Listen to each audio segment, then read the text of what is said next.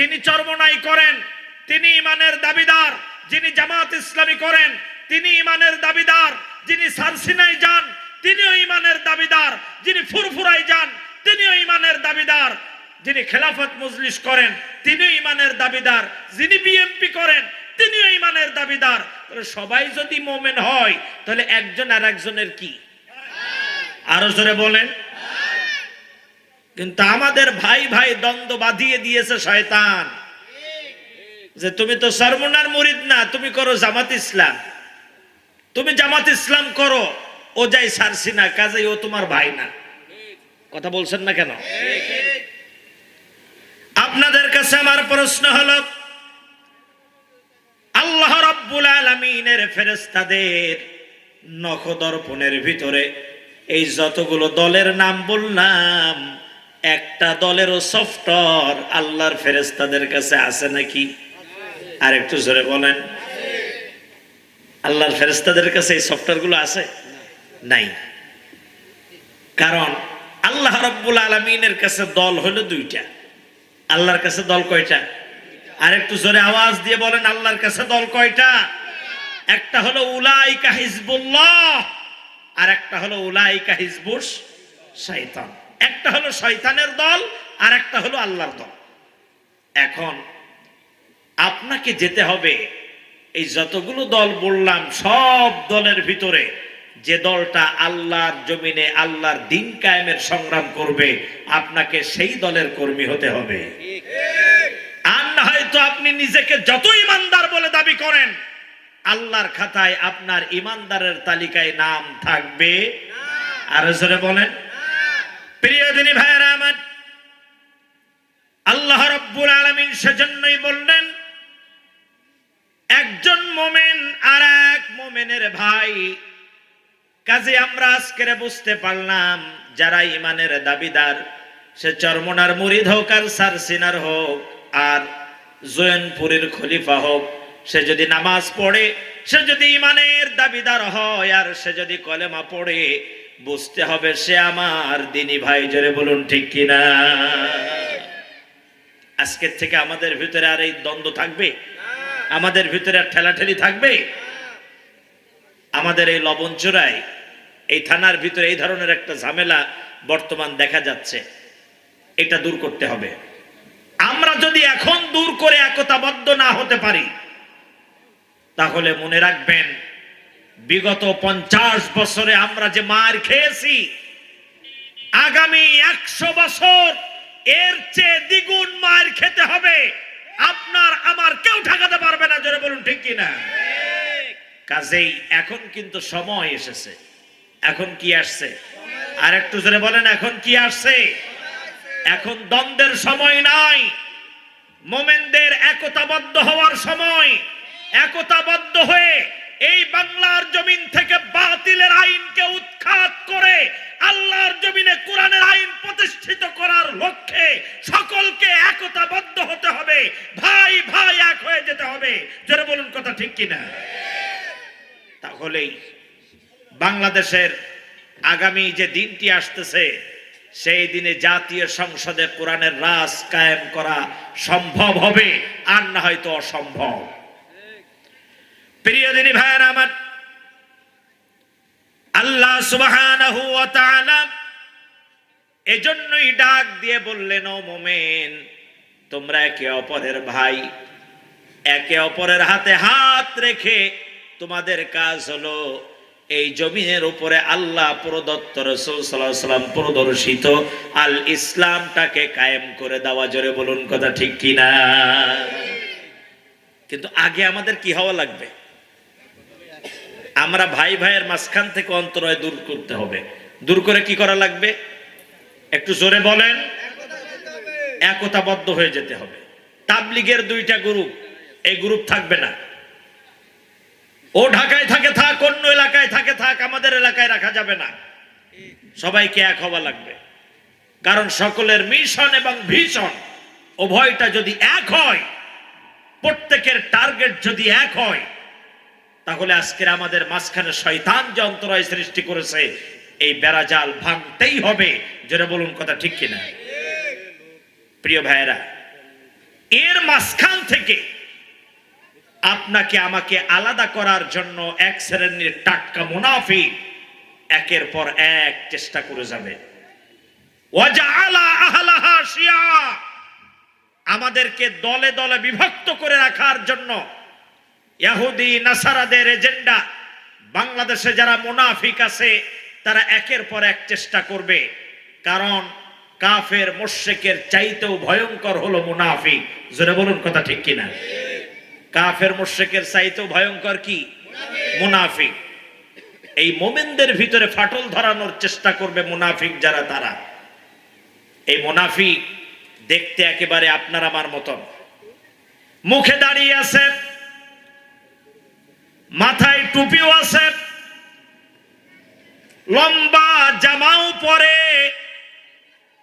কিন্তু তাদের টার্গেট সব সময় একটা, যেন মুসলিমদের ভিতরে কোনো প্রকারে কোনো ঐক্য না সৃষ্টি হতে পারে। এই মুনাফিক আছে না? নাই? আছে।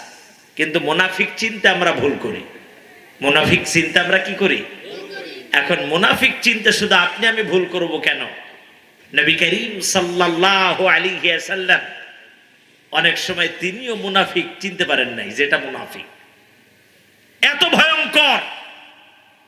তার বাস্তবতা হলো তাফসীরুল কবীর সূরা আর রহমানের তাফসীরের ভিতরে ইমাম ফখরুদ্দিন রাজি রহমাতুল্লাহ আলাইহি তিনি বলেন, যায়েদ রাদিয়াল্লাহু তাআলা আনহু আল্লাহর হাবিব তাকে সফর করতে পাঠাচ্ছেন তায়েফে। কোন জায়গায়? আর একটু জোরে বলেন। তায়েফ সফরে যাবে যায়েদ রাদিয়াল্লাহু তাআলা আনহু। আল্লাহর হাবিব ডাক দিয়ে বললেন, যায়েদ একাকি যাইবা, এটা হবে না, সঙ্গী সাথে একজন নিয়ে চলে যাও। কিন্তু যাকে সাথে দিলেন তিনি যে মুনাফিক, এটা আল্লাহর হাবিব বুঝতে পারলেন না, যায়েদ রাদিয়াল্লাহু তাআলা আনহু চিনতে পারল না। যায়েদ রাদিয়াল্লাহু তাআলা আনহু তিনিও মুনাফিককে চিনলেন না। নবী করিম সাল্লাল্লাহু আলাইহি ওয়াসাল্লাম তিনিও চিনতে পারলেন না। আল্লাহর হাবিব বললেন, যায়েদ তোমার সাথী হলো তোমার এই ভাই, কারণ এ যে তোমার ভাই, এই বর্ণনাকারী কে? আরো জোরে বলেন, ইন্নামাল মুমিনুনা ইখওয়া, এ তোমার ভাই, কাজেই তুমি সাথে করে নিয়ে যাও। প্রিয় দিনী ভাইরা আমার, যায়েদ রাদিয়াল্লাহু তাআলা আনহু আর ওই মুনাফিক সঙ্গী দুইজন রওনা হয়ে চলে গেল। তায়েফের কাছাকাছি যাওয়ার পূর্বেই সুন্দর একটি গুহা পেয়ে গেল।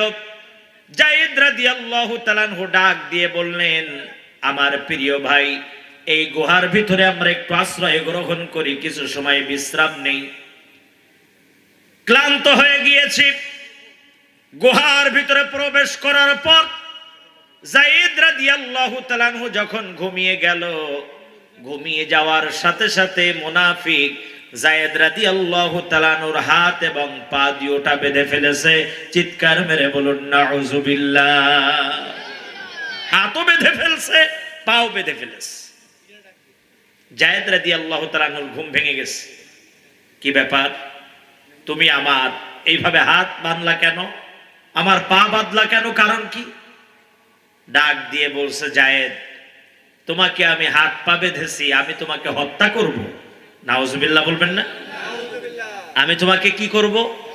আমি তোমাকে হত্যা করতে চাই। যায়েদ রাদিয়াল্লাহু তাআলা আনহু বলছেন, কেন? তুমি আমার মোমেন ভাই, আমি মোমেন, তুমিও মোমেন, একজন মোমেন আর একজন মোমেনের ভাই, তুমি আমাকে হত্যা করতে পারো না। মুনাফিক ডাক দিয়ে বলছে, যায়েদের আমার পরিচয়, আমি কোন মোমেন নয়, আমি মোমেন না রে যায়েদ, আমার পরিচয় আমি একজন মুনাফিক। আমি একজন কি? আমি একজন মুনাফিক। তোমরা ওই যে মুনাফিক মুনাফিক বলো, আমার পরিচয় আমি হলাম তাই।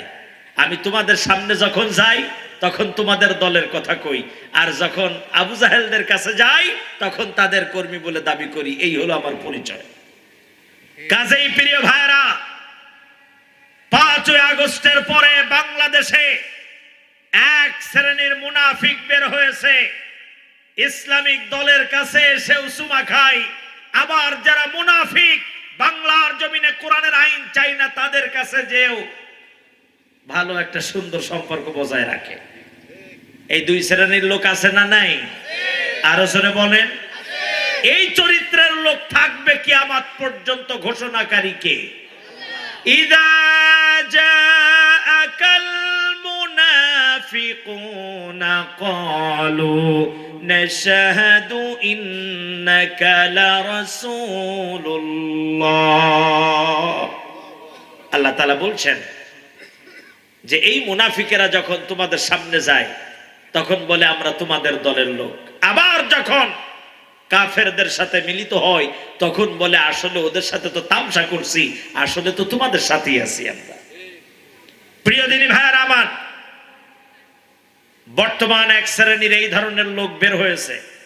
এদের থেকে আমাদের সাবধানতা অবলম্বন করতে হবে। কথা কি বুঝতে পেরেছেন? আপনার আমার ভাই হলো সেই ব্যক্তি, ইন্নামাল মুমিনুনা ইখওয়া, যে সত্যিকারে ঈমানের দাবিতে বলিয়ান হয়ে এই জমিনে কোরআনের রাজ প্রতিষ্ঠা করতে চাই, সেই হলো আপনার আমার ভাই। জোরে বলুন কথা ঠিক না বেঠিক? প্রিয় দিনী ভাইয়ের আমার, যায়েদ রাদিয়াল্লাহু তাআলা আনহু ডাক দিয়ে বলছেন, ভাই তুমি আমার ভাই, তুমি আমাকে মারবা কেন? বলে না, আমার পরিচয় আমি কি? আরো জোরে বলেন, আমার পরিচয় আমি কি? আমার পরিচয় আমি মুনাফিক, আমি তোমার ভাই নই।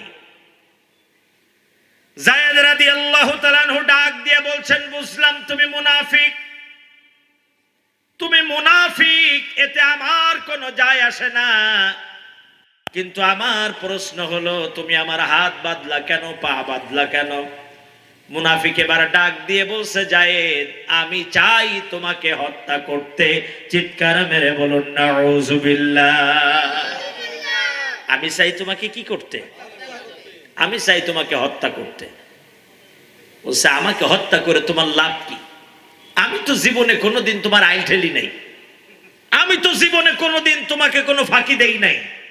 তুমি মুনাফিক, মুনাফিকের জায়গায় থাকো ঠিক আছে, কিন্তু আমার দ্বারা তো তোমার কোনোদিন কোনো ক্ষতি হয় নাই। এবার মুনাফিক জবান ছেড়ে বলছে, যায়েদ শোনো, তুমি আমাকে কোনোদিন কোনো ধরনের কোনো কটু কথাটাও বলো নাই, এটা সত্য, কিন্তু যায়েদ আমি তোমাকে হত্যা করব এই কারণে যে মুহাম্মদ সাল্লাল্লাহু আলাইহি ওয়াসাল্লাম তোমাকে প্রচন্ড ভালোবাসে। মুহাম্মদ সাল্লাল্লাহু আলাইহি ওয়াসাল্লাম তোমাকে কি করে? আরো জোরে বলেন, তোমাকে প্রচন্ড ভালোবাসে, তোমাকে স্নেহ করে, তোমাকে ভালোবাসে। কাজেই আমি তো মুহাম্মদ সাল্লাল্লাহু আলাইহি ওয়াসাল্লামের কোনো ক্ষতি করতে পারলাম না। তোমাকে যদি একটু আঘাত সামনের দিকে গিয়ে আসে, তোমাকে যদি হত্যা করি, জায়গা সংকট হয়ে গেছে, কষ্ট পাবে মুহাম্মদ সাল্লাল্লাহু আলাইহি ওয়াসাল্লাম। মেহেরবানি করে সামনের দিকে এগিয়ে আসে, মুহাম্মদকে কষ্ট দেওয়ার জন্যই তোমাকে হত্যা করব। তোমার সাথে আমার করতে থাকিলা। আপনাদের কাছে আমি শুনতে চাই, আল্লাহর হাবিব রাহমাতাল লিল আলামিনের সাথে এই মুনাফিকের কি কোন ধরনের কোন দ্বন্দ্ব ছিল? আপনাদের কাছে আরো প্রশ্ন করি, আল্লাহর হাবিব কি এদের কোন জায়গা জমি নিয়ে ঠেলাঠেলি করছিলেন? আল্লাহর হাবিব কি এদের উট, দুম্বা, বকরি এগুলো কি ধরে নিয়ে গিয়েছিলেন? বা সাহাবায়ে কেরামকে কি পাঠিয়ে দিয়েছিলেন ধরার জন্য? কখনো করেন নাই। তাদের সাথে দ্বন্দ্বের জায়গা ছিল একটাই, ওরা চেয়েছিল এই পৃথিবীতে ওদের বাপ দাদা আইন দিয়ে চলবে, আর আল্লাহর হাবিবের কর্মসূচি ছিল এই জমিন আল্লাহ আইন চলবে কার? আর আওয়াজ দিয়ে বলেন আইন চলবে কার? এই জায়গায় হলো ওদের দ্বন্দ্ব। মুছে দেবে বাংলাদেশে বর্তমান লক্ষ্য করছি এক শ্রেণীর জনগোষ্ঠী আল্লাহর জমিনে কোরআনের রাজ কায়েমের জন্য ময়দানে ঝাঁপিয়ে পড়ছে, আর আরেক শ্রেণীর আল্লাহর বান্দারা এই জমিনে যেন ইসলামপন্থীরা কোনো অবস্থাতেই দায়িত্বে না আসতে পারে, যত প্রকার বাধা দেওয়ার দরকার সেই চেষ্টাটা করে যাচ্ছে। অবশ্য আমাদের খুলনাতে নাই, আর একটু জোরে বলেন আছে না নাই? তবে আমি বলবো ভালো করে শুনুন সবাই, আপনি যদি কোরআনের সংবিধান কায়েমের চেষ্টা না করেন, আপনার নামাজ, আপনার রোজা, আপনার হজ, আপনার আপনার যাকাত, আপনার ভালো কাজ কোনটাই আল্লাহর কাছে। সম্মানিত দিনী ভাইরা আমার, আল্লাহ রাব্বুল আলামিন বলছেন সূরাতুল মুহাম্মদ আয়াত নাম্বার 1, আল্লাযীনা কাফারু ওয়া সাদ্দু আন সাবিলিল্লাহি আযাল্লা আমালাহুম। আল্লাযীনা কাফারু, যারা কুফরি করলো। তাহলে 1 নম্বরে যারা কোরআনের সংবিধানের পক্ষে কাজ করবে না, কোরআনের সংবিধান বাস্তবায়নের কাজ করবে না, 1 নম্বরে তারা কুফরি করেছে। আর একটু জোরে বলেন তারা কি করেছে? কুফরি মানে আমরা মনে করেছি মনে হয় ওই শেকড় বিভিন্ন চাড়া এগুলো তাবিজের ভিতরে ভরে গলায় ঝুলানো, এটাই মনে হয় শুধু কুফরি। শুধুমাত্র মনে হয় মাজারে যে সেজদা করা, এটাই মনে হয় শুধু কুফরি। জি নয়, শ্রেষ্ঠ সবচেয়ে বড় কুফরি হলো আল্লাহর জমিনে কোরআনের আইন প্রতিষ্ঠিত হতে না দেওয়া। কাজেই যারা কোরআনের সংবিধানের পক্ষে কাজ করবে না, যারা করবেন না, 1 নম্বরে আপনারা কুফরি করেছেন। 1 নম্বরে কি করেছে? আর একটু জোরে বলেন তারা কি করেছে? 1 নম্বরে কুফরি করেছে। অসাদ্দু আন সাবিলিল্লাহ, যারা আল্লাহর জমিনে কোরআনের রাজ কায়েমের সংগ্রাম করে, তাদেরকে যারা বাধা দেয়, তাদেরকে যারা কি করে? আরো জোরে বলেন, তাদেরকে যারা কি করে? তাহলে 1 নম্বরে আমরা বুঝতে পারলাম যারা কোরআনের সংবিধান প্রতিষ্ঠার কাজ করবে না, তারা কি করবে? আরো একটু আওয়াজ দিয়ে বলেন তারা কি করবে? 1 নম্বরে তারা কুফরি করবে। অসাদ্দু আন সাবিলিল্লাহ, তারা আল্লাহর রাস্তায় যারা চলে তাদের বিরুদ্ধে অবস্থান করার কারণে আল্লাহ বলছেন আদাল্লা আমালাহুম, তাদের জীবনের সমস্ত আমলগুলোকে আমি আল্লাহ ব্যর্থ করে দিলাম, বরবাদ করে দিলাম, নষ্ট করে দিলাম। জোরে বলুন নাউযুবিল্লাহ। আপনি তো শুধু আপনি তো শুধু তাদের রাস্তায় ব্যারিকেড দিলেন না, বরং কোরআনের আইন এই জমিনে যেন প্রতিষ্ঠিত না হয় এর জন্য আপনি এর বিপক্ষে অবস্থান করে স্লোগান দিলেন বাতিলের পক্ষে, কুফরি মতবাদের পক্ষে। জোরে বলুন কথা ঠিক না বেঠিক? প্রিয় দিনী ভাইরা আমার, আল্লাহ সুবহানাহু ওয়া তাআলা বলছেন এদের সমস্ত আমলগুলোকে আমি ব্যর্থ করে দিলাম, নষ্ট করে দিলাম কোরআনুল কারীমের সংবিধানের পক্ষে কাজ না করার কারণে। এবার বলুন, এই পৃথিবীর বুকে আল্লাহ রাব্বুল আলামিন ব্যতীত আর কারো সংবিধান রচনা করার মতন ইখতিয়ার আল্লাহ দেন নাই। সংবিধান তিনি তৈরি করতে পারেন, যার ক্ষমতা স্থায়ী। যার ক্ষমতা কি? আর একটু জোরে বলেন, যার ক্ষমতা স্থায়ী। তিনি কি তৈরি করতে পারেন? সংবিধান। গোটা বিশ্বে পৃথিবীতে বর্তমান কয়টা দেশ? দেখি কে বলতে পারেন? 228। 228টা দেশের ভিতরে আজ পর্যন্ত দেখেছেন কি কোন রাজা, বাদশাহ, এমপি, মন্ত্রী কারো ক্ষমতা স্থায়ী হয়েছে? আরো জোরে বলেন। যেহেতু কারো ক্ষমতা স্থায়ী হয় নাই, এর দ্বারা প্রমাণিত হয় কারো সংবিধান তৈরি করার এখতিয়ার। আরো জোরে বলেন। এবার একটু বাংলাদেশে ঢোকেন। বাংলাদেশে যে সময় এরশাদ সাহেব ক্ষমতায় ছিলেন, তার ক্ষমতা কি স্থায়ী হয়েছিল? এরপরে শেখ মুজিবুর রহমান সাহেব ক্ষমতায় ছিলেন, তার ক্ষমতা কি স্থায়ী হয়েছে? জিয়াউর রহমান সাহেব ক্ষমতায় ছিলেন, তার ক্ষমতা কি স্থায়ী হয়েছে? বিএনপি ক্ষমতায় ছিলেন, তাদের ক্ষমতা কি স্থায়ী হয়েছে? আমরা তো মনে করছিলাম যাক আওয়ামী লীগের ক্ষমতা মনে হয় স্থায়ী হবে। যে হারে প্রশাসনের ভাইদেরকে আটঘাট বেঁধে চলছিল, তাতে আমরা মনে করেছি না মরা পর্যন্ত নামবে। আরো জোরে বলেন। আল্লাহ রাব্বুল আলামিন ডাক দিয়ে বলে, টেনশন করো না, ক্ষমতায় টিকে থাকার জন্য সব রাস্তা সুন্দর করে বন্ধ করেছে, কিন্তু একটা রাস্তা বন্ধ করতে ভুলে গেছে, যে রাস্তাটা দিয়ে মামু বাড়ি দিল্লি গিয়ে পড়বে, সেই রাস্তা দিয়েই পালানো লাগছে। প্রিয় দিনী ভাইয়েরা আমার, এর দ্বারা প্রমাণিত হয় বাংলাদেশে কারো ক্ষমতা কি হয় নাই? তাহলে একমাত্র ক্ষমতা স্থায়ী হয়েছে কার? আরো আওয়াজ দিয়ে বলেন, একমাত্র ক্ষমতা স্থায়ী হয়েছে কার? তাবারাকাল্লাযী বিয়াদিহিল মুলকু ওয়া হুয়া আলা কুল্লি শাইইন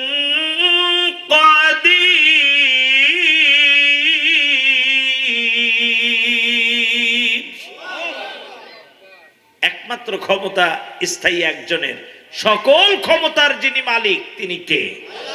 আরো জোরে বলেন, তিনি কে? এখন বলুন তো, তাহলে সংবিধান তৈরি করার এখতিয়ার কয়জনের আছে? কয়জনের আছে বলেন? একজনের। তাহলে বাংলাদেশে যারা চরমনাই করে তাদের কি সংবিধান তৈরি করার সাহস আছে, ক্ষমতা আছে? যারা সারসিনা করে তাদের কি সংবিধান তৈরি করার এখতিয়ার আছে? যারা জামায়াত ইসলামী করে তাদের কি সংবিধান তৈরি করার কোনো ক্ষমতা আছে? যারা বিএনপি করে তাদের কি সংবিধান তৈরি করার কোনো ক্ষমতা আছে? যারা জাতীয় পার্টি করে তাদের ক্ষমতা আছে? যারা খেলাফত মজলিস করে তাদের আছে? এবি পার্টি, নাগরিক পার্টি, যা যা নতুন করে তৈরি হয়েছে, কারো কি সংবিধান তৈরি করার এখতিয়ার আছে? কারণ সংবিধান যা তৈরি করার দরকার তিনি সংবিধান কি করেছেন? একটু জোরে বলেন। এত সময় যেসব দলের নাম বললাম, প্রত্যেকটা দলের নেতা কর্মী প্রত্যেকে ইমানের দাবিদার। ইমানের দাবিতে প্রত্যেকের ইমানি দায়িত্ব হলো এই বাংলার জমিনে মানব রচিত সকল সংবিধানকে উৎখাত করে আল্লাহর জমিনে কোরআনের আইনকে প্রতিষ্ঠিত করে দেওয়া।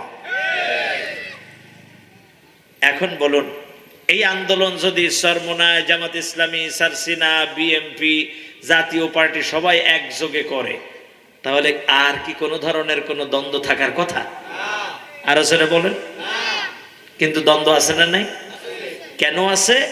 দ্বন্দ্বের জায়গা হলো ওখানে একটা গ্রুপ চাচ্ছে আল্লাহর জমিনে কোরআনের আইন প্রতিষ্ঠিত হোক, আর একটা গ্রুপ চাচ্ছে না আমাদের পশ্চিমা বিশ্বরা যা বলবে তাই দিয়েই চলবে। কথা বলেন না কেন? আমরা আজকের এই তাফসীর মাহফিল থেকে জানিয়ে দিতে চাই, বারবার ফ্যাসিস্ট আমরা তাড়াবো না, ফ্যাসিস্টের জন্ম হতে আমরা দিব না। আগামীতে এই বাংলার জমিনে কোরআনের আইন দিয়েই চলবে, কোন মানব রচিত আইন চলতে দেওয়া হবে না। যারা বলুন কথা ঠিক কিনা? এর জন্য আমাদের একতাবদ্ধ হতে হবে। এজন্য আমাদের কি হওয়া লাগবে? আমাদের আগে একতাবদ্ধ হতে হবে।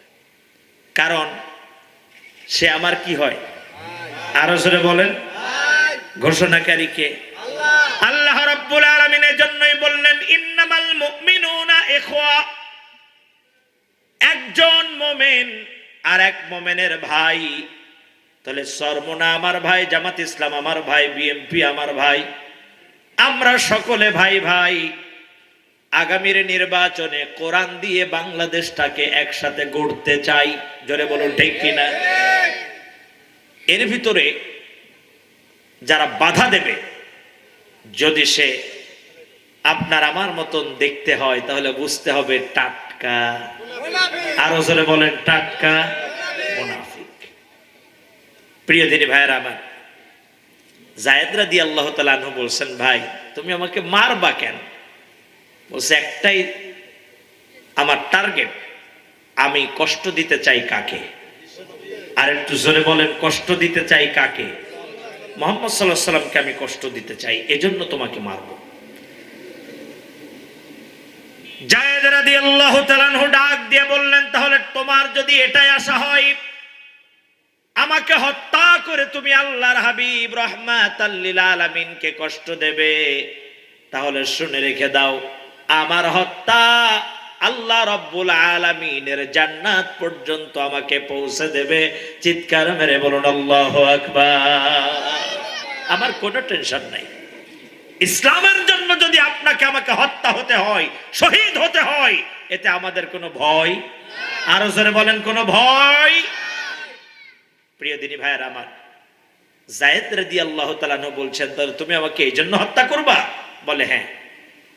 এখন আপনাদের কাছে আমি একটু সাইড টক করতে চাই। বলুন তো, একজন মুনাফিক একজন মুমিনকে হত্যা করে টার্গেট কষ্ট দেবে কাকে? আরো জোরে বলেন। রাসূলুল্লাহ সাল্লাল্লাহু আলাইহি সাল্লামকে কষ্ট দিবে, এটাই যদি টার্গেট হয়, হত্যা হচ্ছে জায়েদ, কষ্ট পাবে আল্লাহর হাবিব। ঠিক তেমনি এই জমিনে যারাই কোরআনের কর্মীদেরকে মারবে, শুধুমাত্র তারা আপনাকে আমাকেই কষ্ট দিল না, আল্লাহর হাবিব রাহমাতাল লিল আলামিনকেও তারা কষ্ট দিয়েছে। যারা কোরআনের সংবিধানের বিপক্ষে অবস্থান করবে, তারা শুধুমাত্র মোমেনদেরকেই কষ্ট দিল না, তারা আল্লাহ এবং আল্লাহর রাসূলকে কষ্ট দিয়েছে। প্রিয় দিনী ভাইরা আমার, এবার আসুন, আপনি নামাজ পড়লেন, রোজা রাখলেন, যাকাত দিলেন, কোরআনের সংবিধানের বিপক্ষে চললেন, এই কোরআন কিয়ামতের ময়দানে আপনার বিরুদ্ধে আল্লাহর দরবারে মামলা দায়ের করে দিবে। আল্লাহর দরবারে কি করবে? মামলা করবে যে আল্লাহ এ নামাজ পড়তো, রোজা রাখতো, হজ করতো, যাকাত দিত, সব ঠিক ছিল, কিন্তু কোরআনের সংবিধান কায়েম হোক এটাই বাধা দিয়েছে, কাজেই একে ধরো এবং কোথায় নিক্ষেপ করো? আর একটু জোরে বলেন। বলতে পারেন কোরআন আমাকে কি দেখতেছে নাকি? হ্যাঁ, কোরআন দেখতেছে। আপনি আমি মনে করছি মনে হয় সাদা কাগজের উপরে কালো কালির লেখা, কিন্তু কোরআন আপনাকে আমাকে দেখতেছে। এই যে দৃশ্য, এই দৃশ্য কোরআন দেখতেছে। কিয়ামতের ময়দানে আপনাকে আমাকে বেছে বেছে ডাক দিয়ে বলবে, দুনিয়াতে এরা আমার বন্ধু ছিল, দুনিয়াতে এরা আমার কি ছিল? আর একটু জোরে বলেন। প্রিয় দিনী ভাইরা আমার, আল্লাহর হাবিব রাহমাতাল লিল আলামিন সাথে সাথে ডাক দিয়ে বলবেন, আয় আল্লাহ, হ্যাঁ তোমার এই বান্দা কোরআনের কর্মী ছিল, কারণ আমি তার সাক্ষী। সাথে সাথে আল্লাহর হাবিব রাহমাতাল লিল আলামিন আপনাকে আমাকেও চিনে ফেলবেন। জোরে বলুন সুবহানাল্লাহ। এটা কেমন হয়ে গেল না যে আল্লাহর হাবিব চলে গেছেন দুনিয়ার থেকে কত আগে, অথচ তিনি আমাদেরকে দেখে চিনে ফেলবেন যে আমরা কোরআনের কর্মী ছিলাম। কোরআন চিনবে, এর বাস্তবতা কি? আবার যারা কোরআনের বিপক্ষে অবস্থান করছে তাদেরকেও কোরআন চিনতেছে, আল্লাহর হাবিব তাদেরকেও চিনতেছে। এটা কেমন জানি মনে হচ্ছে যে আমাদের নামে যখন মামলা হয়েছিল, বাদী আমাদেরকে চেনে না, আমরাও বাদী চিনি না, মামলা কি তাও জানতাম না। কি কথা সত্য না? আমার নামে এখনো যতগুলো মামলা আছে আমি এখনো জানি না যে কোন মামলায়, কিন্তু 13 সাল থেকে হাজিরা দিয়ে যাচ্ছি এখন, কিন্তু কোন মামলা কি কারণে এখনো বলতে পারবো না। এরা অসংখ্য ওলামায়ে কেরাম, ইসলামী আন্দোলনের কর্মী ভাইদের নামে মিথ্যা মামলা আছে, যারা এখনো জানেই না যে কোন কারণে মামলাটা হয়েছে। তার ভিতরে আমাদের 2টা মামলা আছে বড় সাংঘাতিক। একটার সময় আমি দেশেই নাই, আর একটা মামলার সময় আমি নিজে জেলখানায়, এই অবস্থায় মামলা হচ্ছে। প্রিয় দিনী ভাইয়েরা আমার, এমনটি হবে না, কারণ আল্লাহর হাবিব আপনার পক্ষে সাক্ষ্য দিবে অথবা বিপক্ষে। কিয়ামতের ময়দানে ওঠা মাত্রই আল্লাহর হাবিব বলবে, হ্যাঁ এটা কোরআনের পক্ষে ছিল অথবা বিপক্ষে ছিল। কিভাবে? আপনার আমার চেহারা এবং আমল প্রতি সোমবার দিবাগত রাত এবং বৃহস্পতিবার দিবাগত রাত আল্লাহ রাব্বুল আলামিনের হাবিবের সামনে সব পেশ করা হয়। তখন আপনাকে আমাকে দেখে রাখেন, যারা বলুন আল্লাহু আকবার। আপনাকে আমাকে সপ্তাহে 2 দিন দেখতেছেন, চিনে চিনে রাখবেন, এবং কিয়ামতের ময়দানে আপনার আমার নাজাতের জন্য সুপারিশ করবে। শুধু তাই নয়, আপনি আমি এই যে হেঁটে আসছি না, মাহফিলে হেঁটে আসছেন না গাড়িতে আসছেন? কেউ গাড়িতেও আসছেন। আপনার আমার গাড়ির চাকায় কয়বার ঘুরছে আমরা কেউ বলতে পারবো? আপনি কোরআনের ময়দানে কিভাবে আসছেন, এই জমিন তার সাক্ষ্য প্রদান করবে কার কাছে? আরো জোরে বলেন। ইন্না নাহনু নুহয়িল মাউতা ওয়া নাকতুবু মা কদ্দামু ওয়া আসারহুম। তাফসীর ইবনে কাসির প্রণেতা তিনি বলেন, ওয়া আসারহুম, এই আসার মানে হলো পায়ের পদচিহ্ন, পায়ের পদচিহ্ন। তাহলে কয়টা কদম ফেলে এখানে আসলাম? এই পায়ের পদচিহ্নগুলো আল্লাহর দরবারে আপনার আমার পক্ষে নাজাতের জন্য সাক্ষ্য প্রদান করবে। চিৎকার মেরে বলুন আল্লাহু আকবার। ঠিক তেমনি আপনি কোরআনের সংবিধান কায়েমের জন্য কোন এলাকায় হেঁটেছেন কতবার, কোন রাস্তায় হেঁটেছেন কতবার, কোন গলিতে গেছেন কতবার, প্রতিটা জমিনের পায়ের পদচিহ্নগুলো আল্লাহর সাথে আপনার আমার পক্ষে হয় বিপক্ষে যে কোনো একটার দিকে সাক্ষ্য প্রদান করবে। আমি আপনাদের কাছে শুনতে চাই, কোরআনুল কারীম এবং আল্লাহর জমিন আমাদের পক্ষে সাক্ষ্য দিবে নাকি বিপক্ষে? এত আস্তে বলেন না, আরো জোরে বলেন, পক্ষে না বিপক্ষে? আরো আওয়াজ দিয়ে বলেন, পক্ষে না বিপক্ষে? এতদিন যদি আমরা কোন ধরনের এই মানব রচিত সংবিধানের পক্ষে কাজ করে থাকি, আমাদের তওবা করে ফিরে আসতে হবে। রাজি আছি না নাই? আরো একটু জোরে বলেন। আগামীকাল সালাতুল ফজরের পরে তওবা করে বাড়ি যাবেন, রাজি আছেন তো? ফজরের পরে তওবা করবেন? কখন করবেন? আর একটু জোরে বলেন। এত আস্তে বললে হবে না, আরো জোরে বলেন। এখনই তওবা করে ফিরে যাবেন। কি তওবা করবেন? যে আল্লাহ যারা মানব রচিত সংবিধানের পক্ষে কাজ করবে, কোন অবস্থাতেই তাদের পিছনে আর সময় নষ্ট করব, আরো জোরে বলেন, সময় নষ্ট করব না। পরিবেশ যদি এমন হয়, আমি কোরআনের সংবিধানে কাজ করার জন্য আমি আজকের ডিসিশন নিলাম, তওবাও করলাম। শুধু তওবা করলে হবে না, তওবার আরেকটা নাম আছে, কি বলেন তো? আল কোরআনের বারাআত। সূরা তওবার নাম কয়টা? দুইটা, একটা হলো তওবা আর একটা হলো বারাআত। তওবাটা আমরা সবাই জানি, কিন্তু বারাআত শব্দের অর্থ হলো সম্পর্ক ছেদ করা, সম্পর্ক নষ্ট করে দেওয়া। কাজেই শুধু তওবা করলে হবে না, আপনাকে ওই কাফের মুশরিক মানব রচিত সংবিধানের পক্ষে যারা কাজ করে তাদের সাথে আজকের আপনার সম্পর্ক নষ্ট করে আসতে হবে। কথা বলেন না কেন?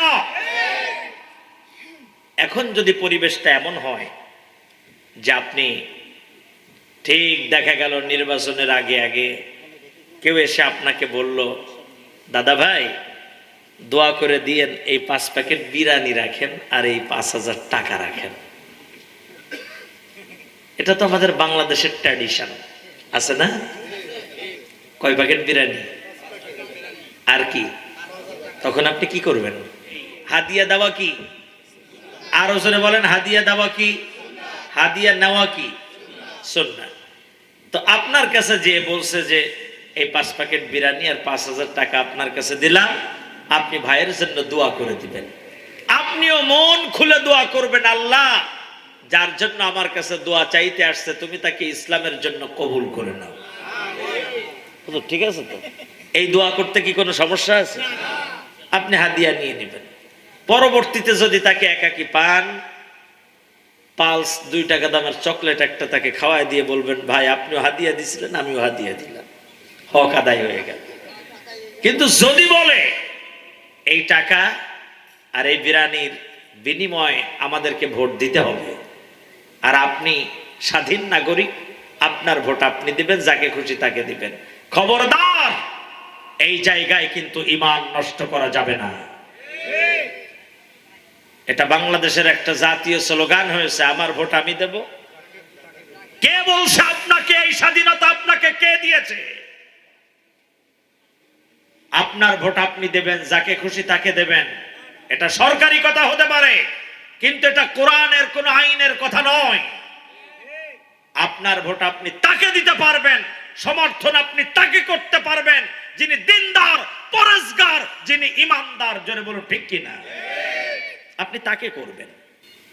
যার সূরত দেখলে আপনার মনে হয় নবী করিম সাল্লাল্লাহু আলাইহি সাল্লামের কথা মনে পড়বে, যার সূরত দেখলে আপনার জান্নাত জাহান্নামের কথা মনে পড়বে, যে আপনাকে ডানপন্থী হওয়ার জন্য আহ্বান করবে, যে আপনার হাতে রিভলভার নয়, আপনার হাতে বোমা নয়, আপনার হাতে আল্লাহর কোরআন তুলে দিবে, আপনি এই ধরনের একজন নেতাকে নির্বাচন করবেন।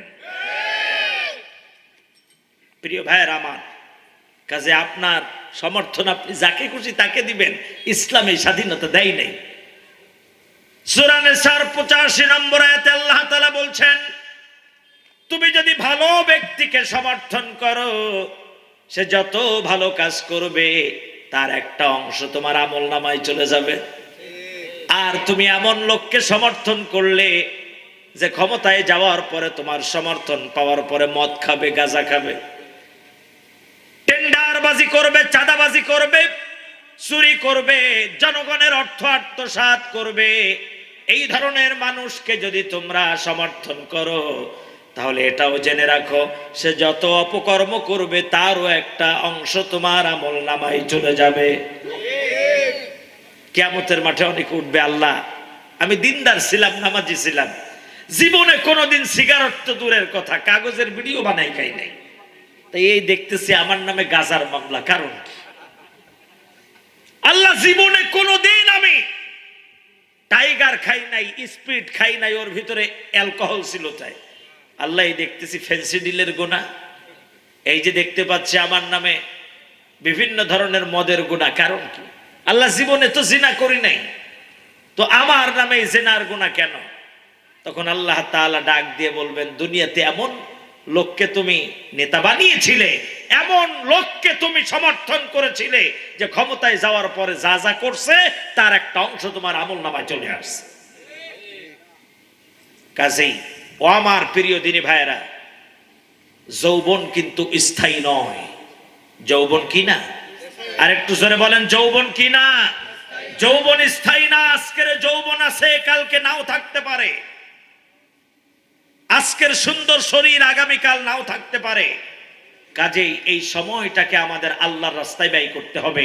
আমার রাজনীতি, আমার সমাজনীতি, আমার অর্থনীতি, আমার চলাফেরা সবটাই হতে হবে কার সন্তুষ্টির জন্য? আরো জোরে বলেন। কারণ আমরা দুর্বল, আবার দুর্বল হয়ে যাব। আল্লাহ রাব্বুল আলামিন বলছেন, আল্লাহুল্লাযী খালাকাকুম মিন দুআফিন সুম্মা জাআলা মিন বা'দি দুআফিন কুওয়া সুম্মা জাআলা মিন বা'দি কুওয়াতিন দুআফান ওয়া শাইবা يخلق ما يشاء وهو العليم القدير। আল্লাহ তাআলা বলছেন, আল্লাহুল্লাযী খালাকাকুম মিন দুআফিন, আমি তোমাকে সৃষ্টি করেছি দুর্বল করে। আমি তোমাকে সৃষ্টি করেছি কি করে? আরো জোরে বলেন, দুর্বল করে। সুম্মা জাআলা মিন বা'দি দুআফিন কুওয়া, অতঃপর সেই দুর্বলতা দূর করে দিয়ে তোমাদেরকে আমি কুওয়া দান করলাম, অর্থাৎ যৌবন শক্তি। আবার একটা সময় আসবে, সুম্মা জাআলা মিন বা'দি কুওয়াতিন দুআফা ওয়া শাইবা, আবার তোমার সেই শক্তিটাকে দূর করে আবার তোমাকে দুর্বল বানিয়ে দেব। আবার তোমাকে কি করব? তাহলে প্রথমে দুর্বল ছিলাম, মাঝখানে কি হয়েছে? সবল। আবার এই সবল থেকে কি হতে হবে? দুর্বল। এর দ্বারা প্রমাণিত হয় দুর্বলতা দুইটা আর সবলতা, আর একটু জোরে বলেন, সবলতা। সবলতা যদি একটা হয় তাহলে আমার মিছিলটা হতে হবে আল্লাহর সন্তুষ্টির জন্য, আমার মিটিংটা হবে আল্লাহর সন্তুষ্টির জন্য, আমার কোন নেতার পেছনে যদি দৌড়াতে হয় এটাও হতে হবে আল্লাহর সন্তুষ্টির জন্য। কারণ আমার এই সময়টা ক্ষণস্থায়ী, স্থায়ী না। আমি যখন তখন দুর্বল হয়ে যেতে পারি। আমি এখন সবল, একটু পরে আমি দুর্বল হয়ে যেতে পারি। ও মানুষ, একটু চিন্তা করে দেখুন তো আমরা কতটা দুর্বল। আপনি আমি কতটা দুর্বল কে বলতে পারবেন? হুজুর বলেছেন মশার চেয়েও দুর্বল। আরো বলেন দুই একজন। 100% দুর্বল। চাচা খুব চালাক মানুষ। আমার দৃষ্টিতে আমরা একটা মুরগির বাচ্চার চাইতেও দুর্বল। ঠিক যে বললেন, কোন দিক থেকে বললেন? আমরা হাঁটতে পারি না, তা আসলেন কিভাবে?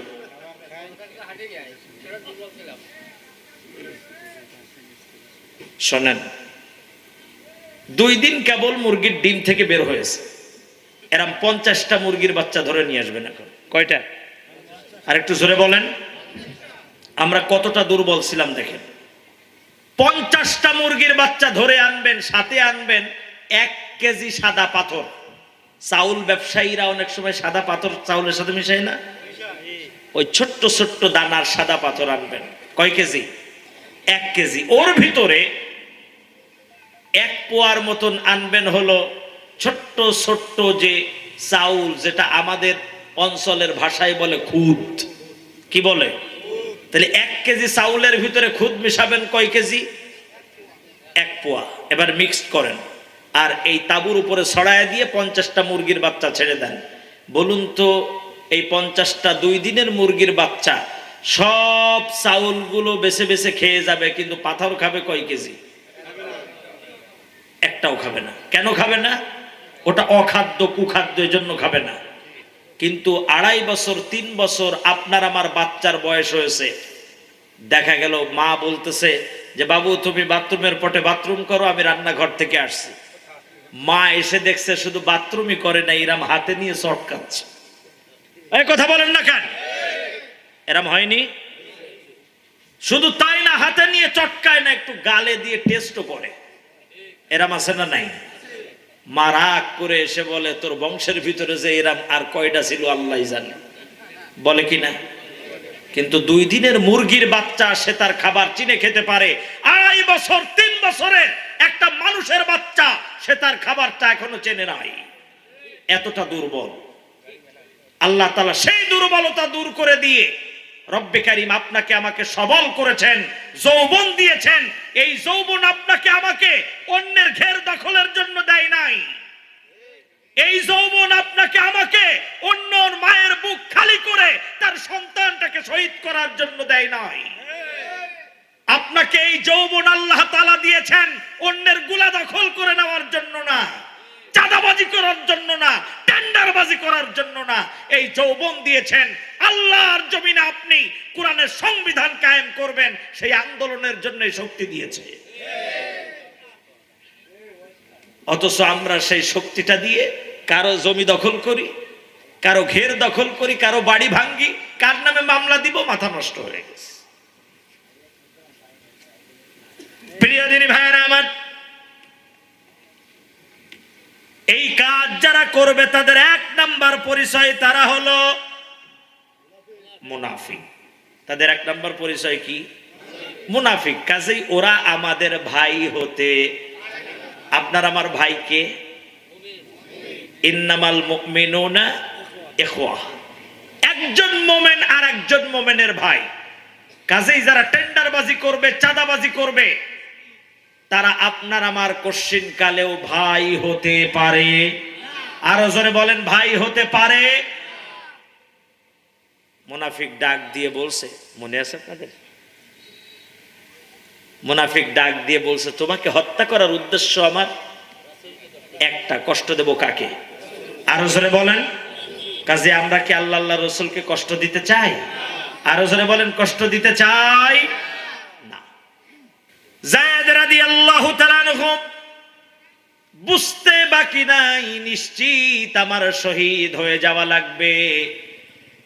তিনি আর দেরি না করে গুহার ভিতরে থেকে একজনকেই স্মরণ করলেন। জোরে বলুন, তিনি কে? যায়েদ রাদিয়াল্লাহু তাআলা আনহু ডাক দিয়ে বললেন, আগিসনি ইয়া রহমান, ও রহমান তুমি আমাকে সাহায্য করো। যখনই আল্লাহ রাব্বুল আলামিনকে ডাক দিয়েছে, সাথে সাথে আল্লাহ তাআলা জিবরাইলকে ডাক দিয়ে বলছে, আদরিকা আবদি, ও জিবরাইল আর দেরি না, আমার যায়েদ আমাকে স্মরণ করেছে, আমার যায়েদের সাহায্যের জন্য তুমি জমিনে চলে যাও। চিৎকার মেরে বলুন আল্লাহু আকবার। আল্লাহকে শুধু ডাক দিয়েছে আগিসনি ইয়া রহমান, সাথে সাথে আল্লাহ তাআলা ডাকের সাড়া দিয়েছেন। আজকের দেখেন বাংলাদেশে একটা ব্যাকটেরিয়া, একটা জীবাণু পাতালের গহ্বরে থেকেও যদি আল্লাহকে স্মরণ করে, আল্লাহ তার ডাকে বৃষ্টি দেয়, রহমত নাজিল করে। কিন্তু আমাদের মতন মানুষ, আমরা যদি আল্লাহকে ডাকি যে আল্লাহ বৃষ্টি দাও, আরো ঠাডা পড়ে। কথা কন না কেন? আমরা বলি আল্লাহ বৃষ্টি দিও না, ধান ঘরে উঠাতে হবে। আল্লাহ বলে তুই ধান লাগাইছিস ঠিক, কিন্তু ঘরে উঠাতে দেবো না। আমরা যা দোয়া করি তার কি উল্টোটা হয় কেন? এর কারণ হলো, আপনি আমি যে ধানটা লাগিয়েছি যে জমিতে, দেখা গেল ওই জমিনের এখনো পর্যন্ত একটা অংশ আমার বোন পাবে, কিন্তু আমি এখনো দেই নাই। যে জমিটা আমি ধান লাগিয়েছি, আমি নিজেও জানি, আমার স্ত্রীও জানে যে ওই জমিনের মালিক আমি না। আমার ক্ষমতা আছে, তাই জাল দলিল করে খাচ্ছি। আছে না নাই? আপনার নামাজ রোজা দিয়ে কাম নাই। আগে হকুল ইবাদত গুলো ফেরত দেন। আব্বা মারা গেছে 20 বছর আগে, এখনো পর্যন্ত মিরাসের সম্পত্তি দেন নাই, আপনার নামাজ পড়ে লাভ কি? আবার অনেক আল্লাহর বান্দারা আছে, দেখা গেল বোনরে সম্পত্তিও দিয়ে দিয়েছে, সম্পর্ক ওই সাথে বিদায় দিয়ে দিয়েছে। ঈদের সময় ফোন দিয়েছে বোন, ভাইজান কেমন আছেন? তুমি কেডা? বলছে আমাকে চেনছো না, আমি তোমার আদরের সেই স্নেহের মাইজে বোন। আমার বোনরা তো অনেক আগেই মারা গেছে, যেদিন বাপের সম্পত্তি নিয়ে গেছো সেই দিন থেকেই তো তোমাদের সাথে সব শেষ। আছে না নাই? ওটা তো তার প্রাপ্য, ওটা ছিল তার হক, তারটা তাকে দিয়েছেন, কিন্তু সম্পর্ক নষ্ট করার এখতিয়ার আপনাকে কে দিল? আবার দেখা যাচ্ছে আল্লাহর এমনও বান্দারা আছে, জমি দখল করে রাখছে, বোনরা যদি চায় তাহলে বলে তোর বিয়ের সময় 5 লাখ খরচ করছিলাম। আছে না নাই? আপনি বড় ভাই, এই দায়িত্ব তো আপনার আছে। বাপের অবর্তমানে বড় ভাই, এই দায়িত্ব তো আল্লাহ আপনাকে আমাকে দিয়েছেন। কারণ আল্লাহ সবাইকে কিন্তু বড় ভাই বানায় না, ছোট ভাই, মেজে ভাই, সেজে ভাই বানাতে পারত। আল্লাহ আপনাকে আমাকে কিছু দায়িত্ব দিয়ে পাঠিয়েছেন, সেই হক আদায় করতে হবে। কথা কি বুঝতেছেন আমার প্রিয় দিনী ভাইয়ের? আমার আব্বার অবর্তমানে স্নেহের যত ছোট ভাই বোন আছে, এগুলো বড় ভাই সব বট গাছের ছায়া দিয়ে রাখার মতন রাখতে হবে, তাদেরকে দূরে ঠেলে দিয়ে নয়। মনে রাখবেন, স্ত্রীও আপনার, মাও আপনার, ভাই বোন আপনার, ভাগনা ভাগ্নি আপনার, সব আপনার। এটা মনে করে তাদেরকে আগলে রাখতে হবে। করা যাবে তো ইনশাআল্লাহ? আর একটু জোরে বলে। তাহলে বলছিলাম যে আমরা কোনো অবস্থাতেই মিরাসের সম্পত্তি কেউ রাখবো না। দেখা গেল 30 বছর ধরে নামাজ পড়ে, ইল্লা মাশাআল্লাহ ভালো, কিন্তু দেখা যাচ্ছে যে তার রিজিকের ভিতরে বোনের সম্পত্তির রিজিক আসতেছে। 30 বছর নামাজের কোনো ফায়দা হবে না। এরপরে দেখা গেল আপনি বিদায় নিয়ে চলে গেলেন, আসলো আপনার সন্তানেরা, ভাইয়েরা এসে বলতেছে যে ভাই তোর আব্বা তো ভুল করছে, তুই এই ভুল করিস না। ওই দক্ষিণ কোরার ওই জমিতে আমার মার ভাগ আছে, বলছে মামলা চালাবো কিন্তু জমি দেবো না। আছে না এরা? আর একটু জোরে বলেন। তাহলে আপনার বাপের 30 বছর আল্লাহর কাছে কোনো আমল কবুল হলো না, আপনি 50 বছর খাইলেন, আপনারটাও কবুল হলো না। সেজন্য একটা জীবাণু, একটা ব্যাকটেরিয়াও যদি আল্লাহকে ডাক দেয়, একটা ভাইরাস যদি আল্লাহকে ডাক দেয়, কে ডাকের সাড়া দেন?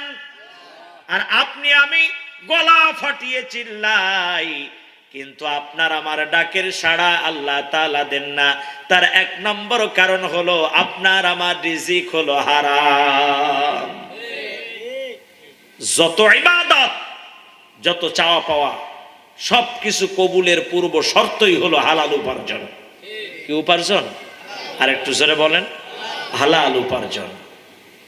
আমরা অন্যদের সম্পত্তি যা দখল করে রাখছি সব খুশি মনে বিদায় দিয়ে দেব, সম্পত্তিগুলো তাদের দিয়ে দেব। রাজি আছে তো ইনশাআল্লাহ? জাল দলিল করে খান এরাম আল্লাহর ওলি কেউ আছেন? বোনের সম্পত্তি মেরে খাচ্ছেন এরাম কেউ আছেন? ও জমি নেই, এটা একটা ভালো লক্ষণ।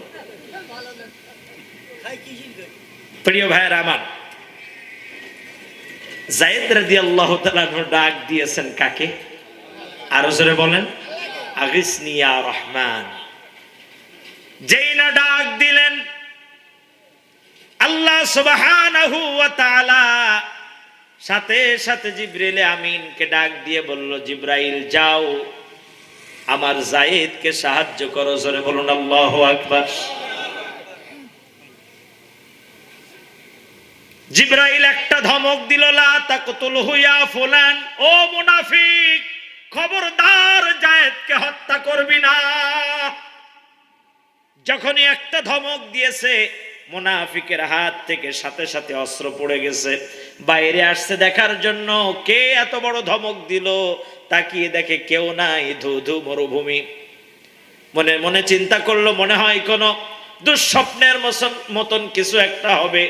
আবার ভিতরে চলে গেছে, আবার সাথে সাথে অস্ত্র হাতে নিয়েছে, জবেও করবে, হত্যা করে দিবে।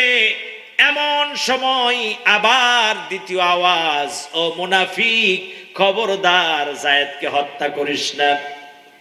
প্রথম আওয়াজের তুলনায় দ্বিতীয় আওয়াজ আরো বেকট। আবার যখন বাহিরে দেখতে আসলো, দেখে কেউ নাই। আবার ভিতরে প্রবেশ করেছে, যে দেখে যায়েদ রাদিয়াল্লাহু তাআলা আনহুকে এবার টার্গেট যে হত্যা করেই ফেলবে। কিন্তু প্রথম এবং দ্বিতীয় আওয়াজের তুলনায় তৃতীয় আওয়াজ আরো বেকট। চিৎকার মেরে বলুন আল্লাহু আকবার। এবার বাহিরে আসছে, এসে দেখছে যে কে এই ধমকটা আমাকে দিল। তাকিয়ে দেখে ঘোড়ার ওপরে বসে আছে, সাদা পাগড়ি মাথায়, সবুজ পোশাক গায়ে, খোলা অস্ত্র হাতে। চিৎকার মেরে বলুন আল্লাহু আকবার। আর কোন কথা নয়, মুনাফিকের সামনে চুলের মুটকি ধরে এক কোপ দিয়ে দ্বিখণ্ড করে দিয়েছে। এবার চলে গেছে গুহার ভিতরে। যায়েদ রাদিয়াল্লাহু তাআলা আনহুর হাতের বাঁধন খুলছে, পায়ের বাঁধন খুলছে। যায়েদ রাদিয়াল্লাহু তাআলা আনহু বলছেন, ভাই আপনি এই কঠিন বিপদে আমাকে সাহায্য করলেন, আপনি কে? আল্লাহ রাব্বুল আলামিনের ফেরেশতা ডাক দিয়ে বললেন, ও যায়েদ, আমার পরিচয় আমি কোনো মানুষ না, আমি আল্লাহর পক্ষ থেকে তোমাকে সাহায্য করতে আসছি। আমার পরিচয় আমি জিবরিল আমিন। তাতানাজ্জালু আলাইহিমুল মালাইকা। আমার পরিচয় আমি আল্লাহর ফেরেশতা। তুমি যখন আমাকে ডাক, আল্লাহকে যখন স্মরণ করেছো, আল্লাহ তাআলার একদম নিকটবর্তী, তখন আমি আল্লাহ তাআলা আমাকে যখন পাঠায় দিলেন, আমি দেখলাম দুনিয়াতে আসার আগেই তোমাকে হত্যা করবে। প্রথম ধমক ওখানে দিয়েছি, দ্বিতীয় ধমক প্রথম আসমানে তখন দিয়েছি, তৃতীয় ধমক দিয়েছি গুহার সামনে দাঁড়িয়ে। প্রিয় ভাইয়ের আমার, কাজেই মুনাফিক চিনতে কিন্তু আমাদের একটু কষ্ট হবে। মুনাফিক চিনতে কি হবে? আর একটু জোরে বলেন। কাজেই আমরা কি কেউ মুনাফিক? এত আস্তে বললে হবে না, আরো জোরে বলেন, আমরা কেউ কি মুনাফিক? মোমেনের সংখ্যা আজীবন কমই ছিল। মোমেনের সংখ্যা আজীবন কমই ছিল। অল্প সংখ্যা দিয়ে আল্লাহ তাআলা বড় বড় দলের বিরুদ্ধে বিজয় দান করেছেন। কাদের? আর একটু জোরে বলেন। কারণ আপনি আমি যখনই ময়দানে আসবো, তখন আপনাকে আমাকে সাহায্য করবেন কে? আরো জোরে বলেন, কে? আল্লাহ তাআলা বলছেন, শুধু সাহায্য নয়, তোমাদেরকে সাহায্য করা তখন আমার জন্য ওয়াজিব হয়ে যায়। ওয়াকানা হাক্কান আলাইনা নাসরুল মুমিনিন।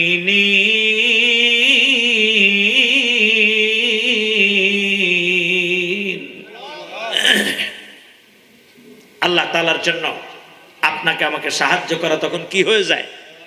ওয়াজিব হয়ে যায়। কাজেই মোমেনদের সাথে কে আছে? আরো জোরে বলেন, মোমেনদের সাথে কে আছে?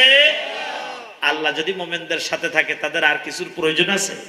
আল্লাহ আমার রব, এই রবই আমার সব। সবাই আল্লাহ আমার রব, এই রবই আমার সব। আল্লাহ আমার রব। আর কারো দরকার আছে আমার? আল্লাহ যথেষ্ট। প্রিয় ভাইয়ের আমার, আল্লাহ তাআলা যদি আমাদের জন্য যথেষ্ট হন, আলাইসাল্লাহু বিকাফিন আবদা, আল্লাহ তাআলা বলছেন আমি কি তোমাদের জন্য যথেষ্ট না? আল্লাহ আমাদের জন্য কি? আরো জোরে বলেন, আল্লাহ আমাদের জন্য কি যথেষ্ট। আমি আপনাদের কাছে শুনতে চাই, সেই ইসলাম বিজয়ের লক্ষ্যে আপনাকে আমাকে দুইটা বস্তু সব সময় আনন্দ চিত্তে, আনন্দের সাথে, কোনো দ্বিধা দ্বন্দ্ব ছাড়াই আল্লাহর সন্তুষ্টির জন্য দান করে দিতে হবে। জোরে বলুন, কি কি? জান এবং মাল। এখন শুনতে চাই, ও মোমেন, আল্লাহর গোলামেরা, আপনারা কি জান আর মাল এখনো দেন নাই? আমি তো মোমেনদের কথা বলছি এত সময়। এখানে আমরা যারা আছি, আমাদের জান আর মালকে আমরা আল্লাহর রাস্তায় উজাড় করে দিয়েছি কিনা? অর্থ তো আগেই দিয়েছি। আল্লাহর যখন প্রয়োজন হবে তখন জানটাও নিয়ে নিবে, কারণ জানের মালিকও আমি না, মালের মালিকও আমি। আর একটু জোরে বলেন, আপনার কাছে এই মুহূর্তে যে অর্থ আছে এর মালিক কি আপনি? বলতে পারেন যে না, আমার পকেটের টাকা আমি মালিক না, তো আপনি নাকি? বাস্তবতা দেখেন, আপনি এখন দেখা গেল দোকানে চা খেতে বসবেন, আপনার একেবারের কাছের 10 জন বন্ধু এসে বসে গেছে। এখন চক্ষু লজ্জার খাতিরে হোক আর যে কারণেই হোক, ওই 10 জনের বিল আপনার দেওয়া লাগছে। তার মানে আপনার পকেটে টাকা ছিল, কিন্তু ওদের রিজিক আপনার পকেটে ছিল, আপনি সেই বিল দিতে বাধ্য হয়েছেন। কথা বলেন না কেন? তার মানে আপনার আমার যে অর্থ, সব অর্থ আপনার আমার। আরো জোরে বলেন, সব অর্থ আপনার আমার। আপনার আমার অর্থের ভিতরে আমার অন্য আর এক ভাইয়ের কি আছে? হক রয়ে গিয়েছে, অর্থ রয়ে গিয়েছে। আল্লাহ টাইম মতন আল্লাহ তাআলা বের করে নিবেন। আমি আপনাদের কাছে শুনতে চাই, সদা সর্বদা জান আর মাল দিয়ে আমরা কি আল্লাহর রাস্তায় লড়তে রাজি আছি না নাই? আর একটু আস্তে বলেন, পাশের জন যেন না শোনে। জান আর মাল দিয়ে আমরা কি আল্লাহর রাস্তায় সংগ্রাম করতে রাজি আছি না নাই? কে কে রাজি আছেন? দুহাত তুলে আল্লাহকে দেখান।